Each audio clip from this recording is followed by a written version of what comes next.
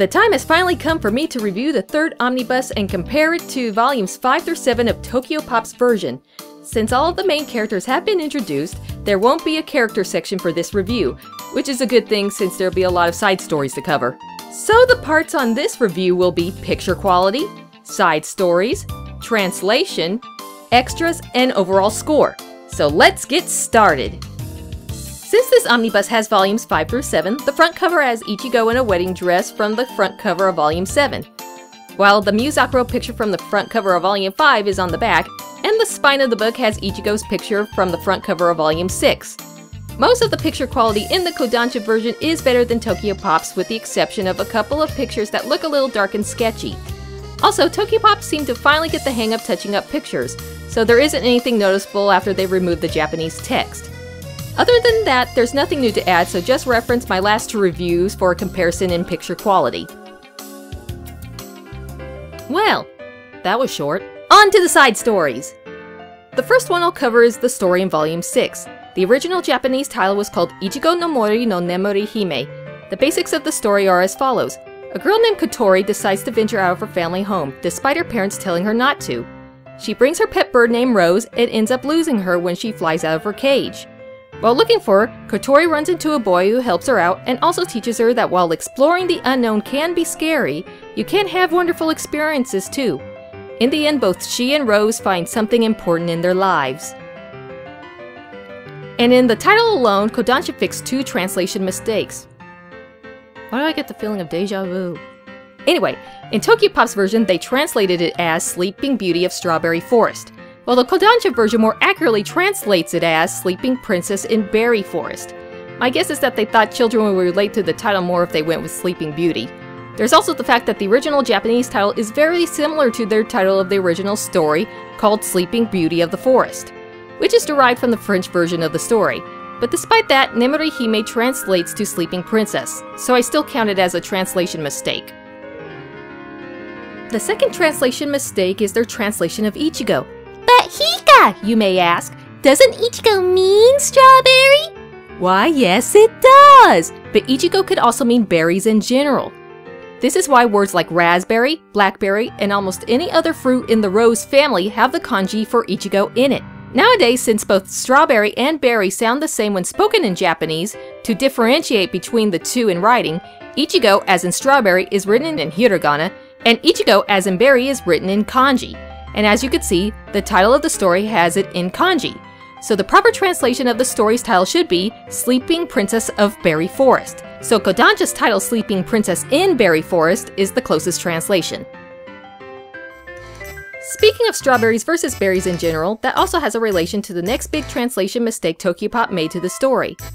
In the story, some emphasis are made to the bright orange berries that are shown in the forest that Kotori adventures in. In the Japanese version, the boy Yota tells her that they are called Momiji Ichigo, which means Japanese maple raspberries. Tokyopop makes a huge mistake by calling them autumn strawberries.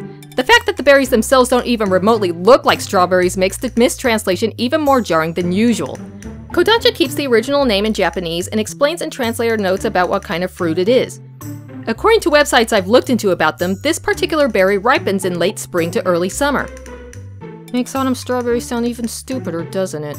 Other than that huge, glaring detail, there's not much difference between the two, although Yota has a little bit of a potty mouth in Kodansha's version. And the other side stories are the Tokyo Mew Mew and Other Stories series, which can be found in volumes 5 and 7. Both the original Japanese and Tokyopop's version titles it as Petite Mew Mew, while Kodansha decided to translate the French as well and call it Little Mew Mew. While Tokyopop's version is more accurate, they both basically mean the same thing, and while I prefer Petite Mew Mew since I think it has a better ring to it, whichever is considered better is a matter of opinion. The stories themselves are basically the same in both translations, telling the adventures in a kindergarten in an alternate world where fairies and monsters exist. In these stories, the girls are actual half-human, half-animal people, and they help solve problems and go on adventures such as stopping school bullies, returning a baby bird to its nest by becoming witches, and finding out if there's truth to a rumored ghost that haunts the forest nearby. And now we go to the translation, and in a slight role reversal, I had issues with Tokyopop's version when it came to awkward dialogue translation, which reminded me of the awkward wording Kodansha did in their first omnibus. While they toned down on the slang, except for Chibi Quiche saying that he grooves on making kids cry, and Tart calling the girls Tokyo Zoo Crew, and for some weird reason having Mew Pudding thinking Tart in Spanish. Trying to cater to the Latino readers there, Tokyo Pop? Forget what I just said, the amount of slang is almost the same. Anyway, the best way I can describe Tokyo Pop's version is, for lack of a better word, overdramatic. And I mean soap opera-like overdramatic. This is especially apparent in the final battle with Deep Blue.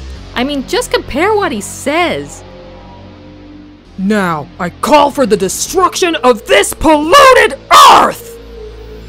Bring a song of total annihilation to this filthy planet now! Another example is when, spoilers, skip to the time below if you don't want to know what happens at the end. Another example is when Ichigo is crying after Aoyama sacrifices himself to stop Deep Blue. In the original and Kodansha's version, she just says his name in futile hope that he'll respond. In Tokyo Pop's version, you get what I could only imagine sounds like this. I love Messiah! I admit, when I first read this particular panel over 10 years ago, I actually laughed at it. I had no idea why I did until I managed to get a scan of the original Japanese version a couple of years ago to compare, and my little autistic mind finally found the right word to describe it. Cheesy! Tokyo Pop's version was extreme ham and cheese! Now don't get me wrong, I love ham and cheese, especially in anime dubs, but when there's a death scene that's supposed to be taken seriously, I expect something more subtle, something that feels you but is not empty calories. I expect steak and potatoes. A lot of people tend to describe Ichigo as ditzy, but as I looked over these books for this review, the more I think that that description was due to the Tokyo Pop translation's influence. In the original and the Kodansha versions, she was bubbly and cute, but she had a good head on her shoulders. It's amazing how changing a few statements into questions can change a personality. Here are a few examples. When Aoyama's personality emerges during the battle with Deep Blue, Ichigo notices that Aoyama's blood causes a plant to grow. In the original version and Kodansha's translation, both she and Aoyama figure out what's happening, and when Aoyama knows what he has to do to stop the destruction, Ichigo is terrified the whole time, knowing what he has to do. In the Tokyo Pop version, she asks questions as if she doesn't know anything that's going on, making her seem like an airhead. The biggest blunder when it comes to Ichigo is during a confrontation between her and Quiche. Ichigo boldly states that she will only love Aoyama, and Quiche finally breaks down and tells her how he really feels about her. In the original and Kodansha's version, Ichigo finally realizes that Quiche is serious about his emotions, and despite the fact that she can't return those feelings, she now knows that Quiche truly loves her. Tokyo Pop really screws this one up by changing the realization into a question. So instead of her thinking to herself that he truly loves her and is serious about his feelings, they have her ask herself like some stereotypical blonde, "Does he really love me?" As some of you know, I am not a fan of the Ichigo and Quiche pairing, but even I understand where he's coming from. And this translation totally ruins that scene. He was in tears for crying out loud, and this translation makes her seem like such an insensitive bimbo! Well, now that I'm done ranting, it's now time to talk about the extras. As usual, all side panels, side stories, and author's notes are translated in both versions. Although I must point out that in the Kodansha version, while all the side stories are in their respective volumes, all of the author's notes were put at the end of the book. Kodansha, as usual, is more accurately translated, while Tokyo Pop localized a few things. For example, in the bonus comic that discussed the gathering of the Mew Mew voice actors, Kana Nabutoshi talked about Ja Milk, while Tokyo Pop's version replaced it with Mountain Dew. Also, some of Tokyo Pop's translations for the voice actor shoutouts were kind of broken for some strange reason. Also, while Tokyo Pop mistranslated the first part of Get Del Del Wa's name as gato, as in Spanish for cat, Kodansha gave it the correct spelling, which is French for cake. However, in another role reversal, one pretty big extra was missing from the Kodansha version, the 2-page preview of the sequel Tokyo Mew Mew a la Mode. Because of this, many people were worried that Kodansha was not going to translate it. Well, fret not everyone, because it will be translated and it will be released on November 26, 2013. My guess is that they didn't have plans to have it translated at the time, and they didn't want to show the preview without a release date. Although them taking over a year between the series to have it translated is something that both Kodansha and Tokyo Pop have in common. Alright, now it's time for the overall score. To summarize, Tokyo Pop has gotten the hang of picture quality and translation, with a few glaring exceptions, and is a little bit on the ham and cheese side of things. Kodansha's translation continues to be solid, but a couple of pictures in the chapter separator slightly dropped in quality, and the Alamo preview is missing. So after adding all the variables and all that other smart sounding stuff, the Tokyopop's translation of the last 3 volumes combined gets a 7.5, while Kodansha's translation gets a 9. If you haven't gotten the 3rd Kodansha Omnibus yet, where have you been? It's been released for over a year already!